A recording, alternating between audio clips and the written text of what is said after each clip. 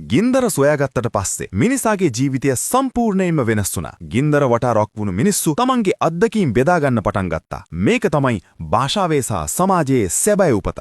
දඩයම් කරමින් එහෙ මෙහෙ ඇවිදපු මිනිසා අහම්බෙන් වගේ දෙයක් දැක්කා. Taman කන පරතුරුවල ඇට බිම වැටුනම ඒවයින් අලුත් පැල හැදෙන ඔවුන් නිරීක්ෂණය කළා. මේ පුංචි නිරීක්ෂණය තමයි ලෝකයේ මහා විප්ලවය වුණු ගොවිතැන බිහි කළේ. තව දුරටත් කෑම හොයාගෙන සැතපුම් ගණන් ඇවිදින්න ඕන උනේ නැහැ. මිනිස්සු ගංගා නිම්නාසලේ පදිංචි වෙන්න පටන් ගත්තා. දඩයම් කරුවා ගොවියෙක් බවට පත් වුණා. මේ නිසා පළමු වතාවට මිනිසාට නිවසක් කියන හැඟීම ඇති වුණා.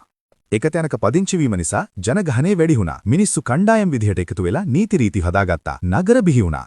ඉතිහාසඥයෝ පවසන විදිහට ශිෂ්ටාචාරය කියන දේ ආරම්භ වුණේ එතනින්. ගින්දරින් පටන්ගත්ත මේ ගමන ගොවිතැන හරහා ශිෂ්ටාචාරයක් දක්වා ආවා. මිනිසාගේ ඊළඟ ඉලක්කය වුණේ Tamanගේ වැඩ ලේසි කරගන්න රෝදේ සොයා ගැනීමයි. ඔබ හිතන්නේ මිනිස් ඉතිහාසයේ වැදගත්ම සොයා ගැනීම ගින්දරද නැත්නම් ගොවිතැනද? කොමෙන්ට් කරන්න.